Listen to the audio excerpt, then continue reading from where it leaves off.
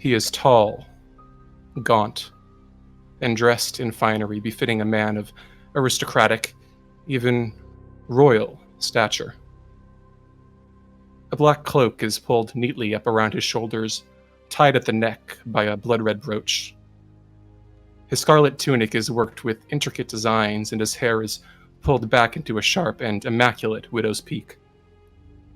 His eyes are dark, and as he moves to adjust the ruby at his neck, you see that his fingernails form long, elegant claws.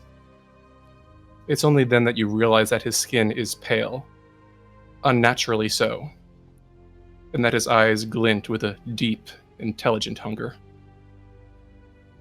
Ismark steps forward, one hand on his sword, and Irina gasps. "No, but it's daytime. It shouldn't be." Ismark glances toward her. "We should run." Well, what is it? The man instantly fixes his eyes upon Ismark, his slightly pointed ears you can see pricking up at the sound of his voice from more than a dozen yards away. "Master Kolyanovich, would you truly deprive me of your presence so swiftly?" From behind him you hear a chorus of low feral growls, and from the underbrush behind him glint 6 pairs of eyes. Rather than low to the ground, each one is at the height of a man's shoulder. Slowly, from the shadows, slink 6 massive wolves, each one as tall as a horse, easily 9 feet in length and twice as muscled. Their fur is a thick, mottled gray, and saliva drips from their yellowed, sharpened teeth, splatting on the ground where it hisses with heat. They take a position behind and around the man, flanking him like a noble's honor guard. When the man's gaze meets Ismark, Ismark draws his sword a half-inch from its scabbard, and the man's eyes widen, his nostrils flaring like a bat's. His eyes briefly come to rest on Irina, and she stiffens, and the man smiles, though there's no warmth in it. "Lady Kolyana." He gives her a deep nod, nearly a shallow bow, that there's something almost mocking to the motion. He then turns his gaze to you. "Good day. I am Count Strahd von Zarevich, and it is a pleasure to meet you at last. My friends have told me so much about you." Run. Time to go. They have fucking horses. We're not making it anywhere. Metron is like backing away, and he's starting to hoof it. Kiva has put herself in between Strahd and Irina and is like backing her further away from Strahd as she can go, but following Metron. Yeah. Metron actually sees this and starts to take Irina's hand and starts to lead her away. Erthrendir shoots a desperate look to Amity and Lillison, and then gives a desperate, deep bow. "A pleasure to meet you, Lord von Zarevich, I presume." You hear the wolves growl, their hackles raising, as they see Metron and Kiva beginning to pull away. Zarevich holds up a hand, and the wolves growl silence, so their hackles remain raised, their eyes fixated on Kiva and Metron. "You would be correct. I should hope that the Burgomaster's children have properly introduced you to my domain, though I do apologize for any folk tales they may have shared about me." His eyes pauses on you, and for a moment you feel like a small animal weighed at market, a prey animal spotted by a predator in the bush. You feel like almost an intriguing but inanimate trinket as a sense of dawning terror and overwhelming presence sweeps over you. And then he blinks, and you can feel like you can breathe once more. "Welcome to Barovia. If I'm not mistaken, you must be Erthrendir, are you not?" "That is my name. It is a pleasure to make your acquaintance, unexpected as it is." And a pleasure to make yours. Yes, Kiva? Kiva's shooting daggers at Erthrendir with her eyes. She's just so fucking pissed right now. Same with Metron. He fixes his gaze to yours, looking deep into your eyes. "It's truly been such a long while since I've enjoyed new elves in my lands. It is a pleasure to have you. And Earthrendir, if you don't mind, on Foundry, Yes? on the bottom of your chat box, do you mind setting it from public role to private GM role? I can. And I will need you to make a wisdom saving throw, please. I can do that. Come on, high rolls. The real important question, though, is how is Truffle right now? This is true. Truffle is cowering among Amity's tail and good leg as Amity calls out, Lord, I'm not here to stop you or to protect anyone. So just do what you want, and I won't get in the way. And Amity takes a few steps backwards. What are you doing? Amity is not even going to look at Kiva. Ismark immediately, his hand latches forward onto Earthrendir's shoulder and tries to pull him back. Don't look into his eyes. We need to run. You see Irina is visibly pale and averting her gaze, Ismark very studiously not looking directly at Zarevich. Look, running isn't going to get us anywhere. He's got horses, he's got wolves that can outpace us. And if he wanted us dead, we'd be dead. We accomplish nothing by running, except by making our deaths messy. Let's just stay and talk. Please. The fuck is your problem, man? This is a We fucking have devil. nothing to say. Lillison has been standing, stock still, just trembling this entire time. But as the others are speaking amongst themselves, she is going to... Her spine stiffens a bit, and she walks forward, her eyes near the ground, and she executes a, perfect, half curtsy in pants, half bow, just like a perfect court gesture, and says, "You do us all too much honor by coming to meet us personally." You watch as his eyebrows rise in his forehead and his mouth widens into a smile. Impressive.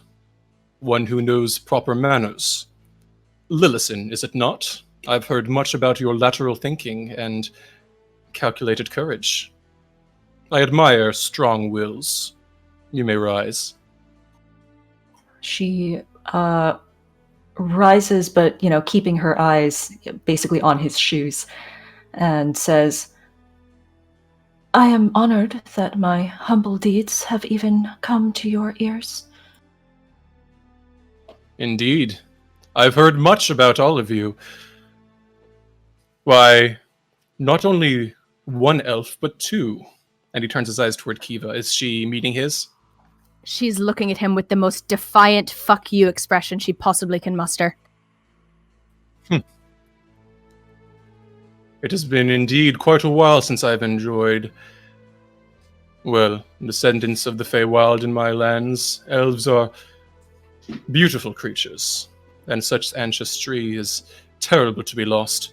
You especially are a particularly striking individual. It would be a tragedy should such immaculate elven beauty be lost.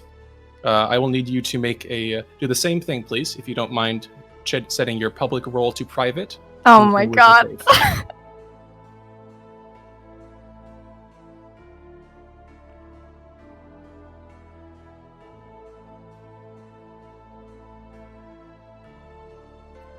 All right. Metrion's gaze is very obviously averted. He's cocked his head to the side and has his hand over the temple and side of his face, and is obviously covering his face and shielding himself from Strahd's gaze.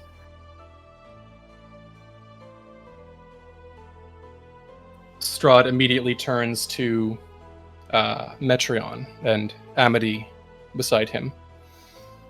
And for the two of you, Metrion and Amity, if I'm not mistaken, I must confess I'm intrigued at your heritage. I'm sure you would agree that darkness in one's ledger is nothing to be ashamed of. And you said Metron is averting his gaze? Yes. And Amity nods and says, I agree. Thank you. All right, and is Amity meeting his gaze, or is she also averting it? She will look up and meet his gaze. All right. He meets your eyes, and his gaze softens for a moment. My condolences for your recent injury, or at least by the looks of it, it does seem to have happened quite as of late. I do hope that you have taken well to your new handicap. I have heard that the adjustment period can be quite harsh. I'll need you to make a private GM roll, please, Amity. Wisdom saving throw. Thank you, my lord. Do you know where I can fix it? There is the wisdom save. All right, thank you. He smiles faintly. I'm afraid not, but perhaps in time I shall look into your infirmity. I can be quite generous to those I consider friends of Castle Ravenloft.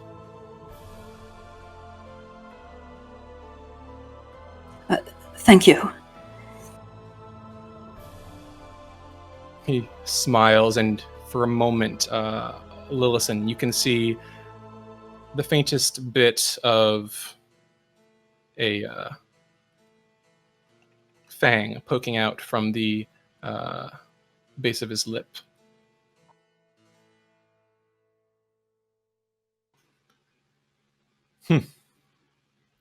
Regardless, it has been a pleasure to meet all of you, and I'm sure that our first meeting shall not be the last.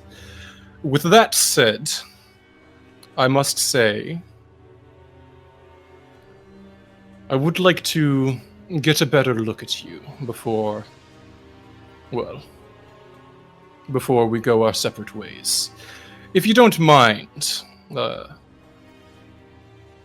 Kiva, Erthrindir, and Amity, as best you can, you interest me. Step forward so I can have a closer look. Kiva steps forward right away and walks over to him with sort of a smile on her face. Amity follows. Metron reaches out for Amity. What are you doing? He wants me to come forward. That doesn't mean you have to do it.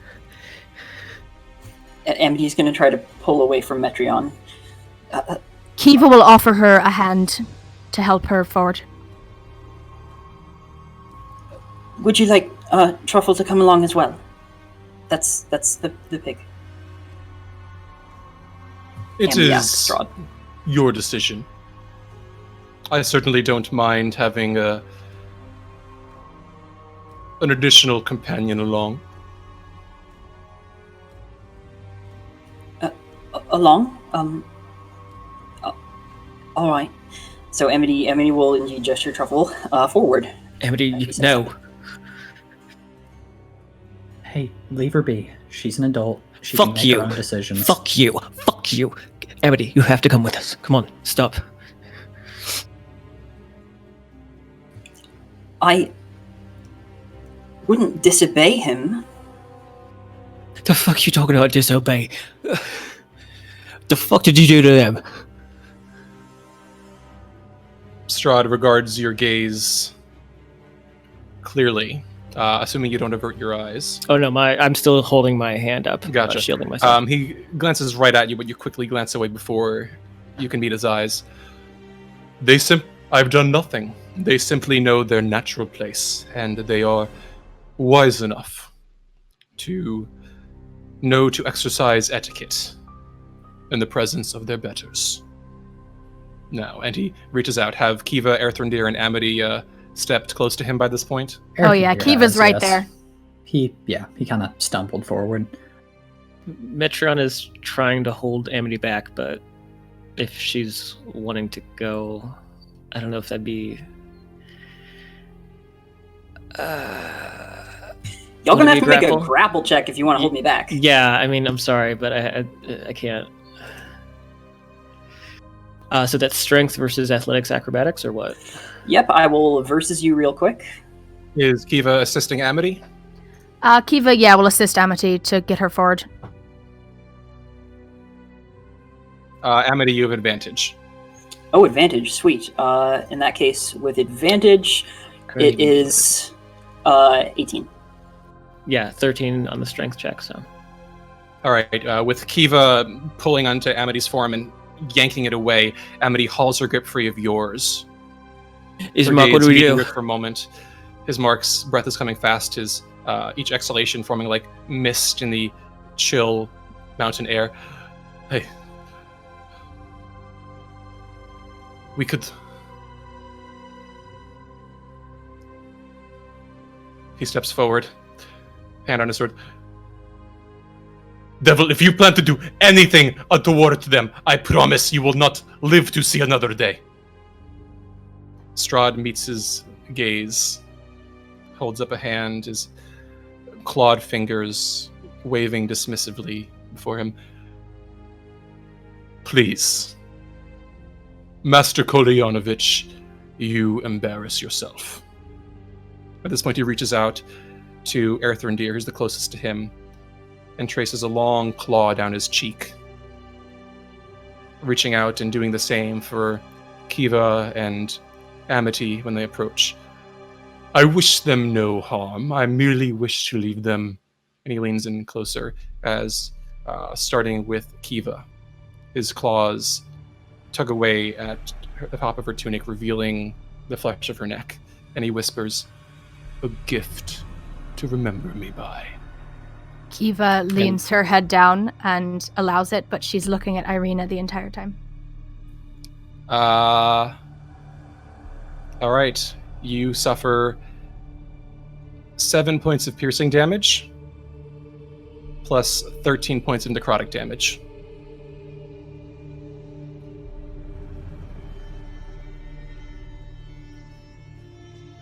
And I will need you to make another wisdom saving throw, same as before. Private to me. Okay. Does that mean my max hit points are down, yes? Correct. Your max hit points are decreased by 13. Metron is just looking on in horror. Sort of. Still kind of keeping his gaze averted, but is horrified. And is stepping back towards Irina and Ismark. He takes a long draught from Kiva's neck. You see blood dripping down his fangs. And when he pulls away, she looks pale, parts of her skin looking somewhat faded. You can see her figure and form sagging. And he steps back, wiping his lips, and beckons for Amity to step forward. Amity steps forward, but hold on, is Kiva actually still conscious after that? She is. Is she? Just barely. Wow, barbarians, right? Okay, in that case, yeah, Amity steps forward. As Amity steps forward, Lillison, who is still staring at the ground, at Kiva now, takes another step forward and says, are we to understand that this is the customary greeting of all newcomers into your realm, Lord?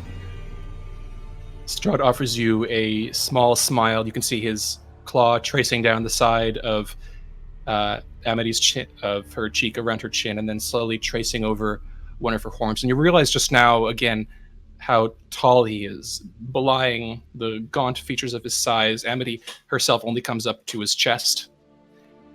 It is my pleasure to welcome newcomers to my land in my own methods.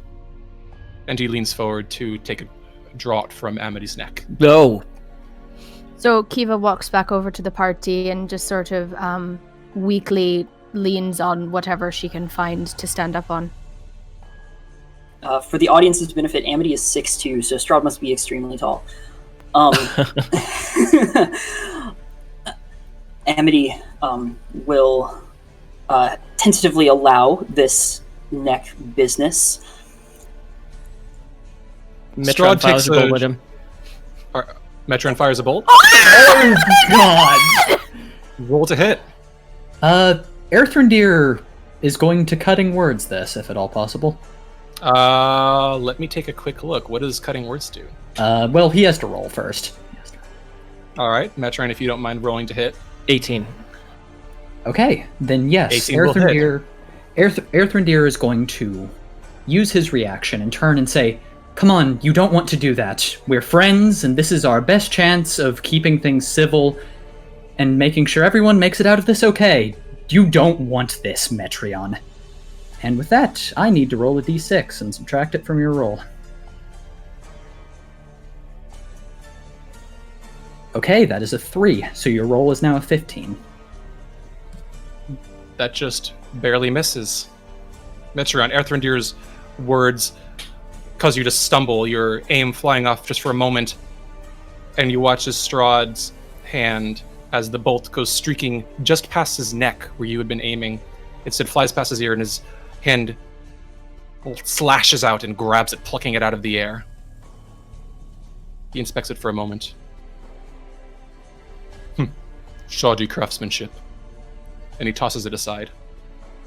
DM, is there some way, just looking at everything that is happening, is there some roll to make to try to figure out what is going on with Kiva, Erthrindir, and Amity?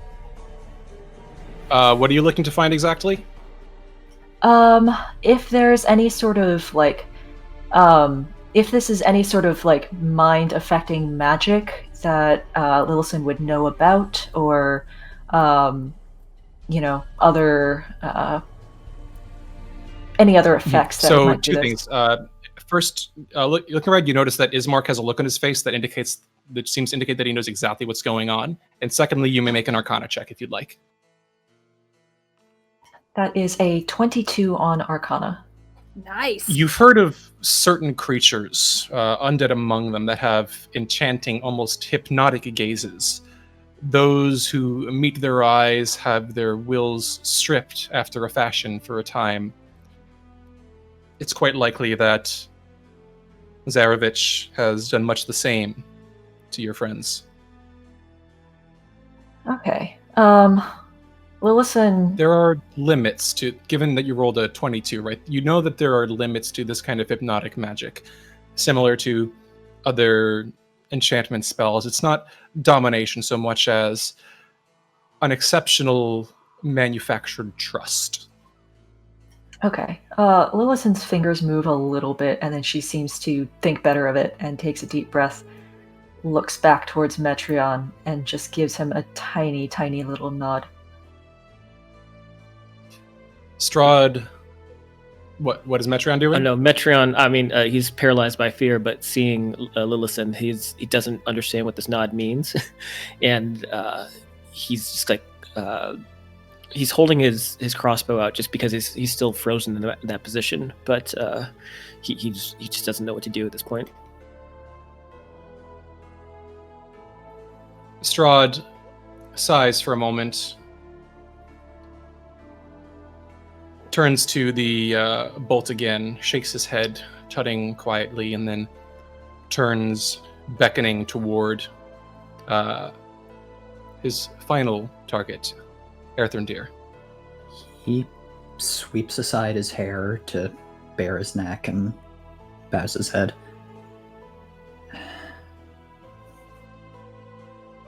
All right.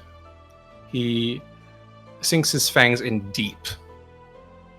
You feel your eyes roll back as your flesh pales as he deals 6 points of piercing damage and 16 points of necrotic. Jesus.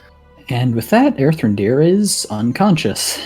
Holy shit. Your max hit points are reduced by 16 as well. And I didn't mention Amity, did I, when he bit her? Yeah, Amity's like, oh, did you mean to bite me as well? He briefly does that before Erthrindir, inflicting 5 points of piercing damage and 5 necrotic. Reducing, it's a shorter bite, he seems slightly distracted. Your max hit points are reduced by 5. And with that, briefly he nods to each of the three of you, a small smile on his face. Question, is Erthrindir still conscious? No. All right, first I will need Amity to make another private wisdom saving throw for me. Okie dokie Loki. That is. Oh, great, that was public. I guess that doesn't count. Making it private now. Okay. All right. He gives each of you a nod. And glancing down toward Erthrendir's unmoving body. If you don't mind, I would appreciate if you prevented him from bleeding out on my roads. And he kind of moves up to wipe a hand across his mouth. Forgive me, I can be a little overenthusiastic when greeting newcomers sometimes. Don't fear. He's not dead.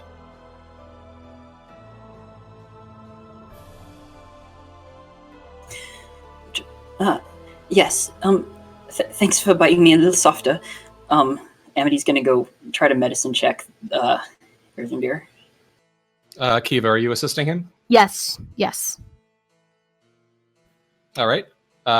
With that, one of you can make a medicine check with advantage. I don't know Cool. who has the better medicine. That is a 14. All right. You pull out some bandages from your pocket and do your best to staunch the bleeding from his neck. You feel his breathing steady, though his face is still sunken and pale, almost skeletal. Strahd nods. Good.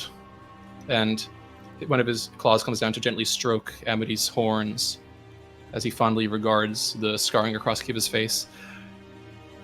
I have a feeling that I will enjoy getting to know all of you quite a bit better. And he steps back. But for now,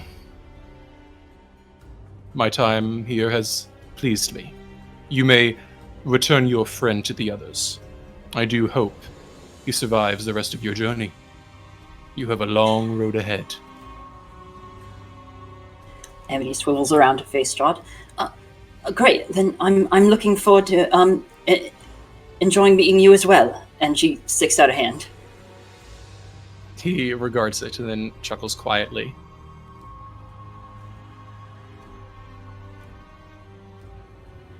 He almost looks intrigued at you for a moment. If you wish to greet me as an equal or a partner, perhaps that can be arranged over time, but not today, little one. And he sweeps his cloak sorry. over his shoulders and chest, covering his hands. As Kiva stands up, she notices that he's got some blood on the corner of his mouth, and she tries to wipe it away. He waves her off. No need to fear, my dear. I am quite capable, and he licks the little bead of blood.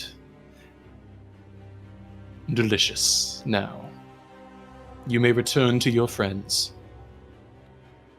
Kiva nods and then goes back to the others. You make your way back toward the group, and Strahd nods. You hear Ismark grinding his teeth. You see Irina trembling, and Ismark mutters, "That bastard! Piece of shit!" You hear the sound of the carriage door opening as Strahd steps inside. Oh. He pauses for a moment, keeping his head outside of the window. And I do hesitate to do this. I do want to make sure our relationship gets off on the right foot. However, and he pulls into his cloak, revealing his pale, clawed hand once more.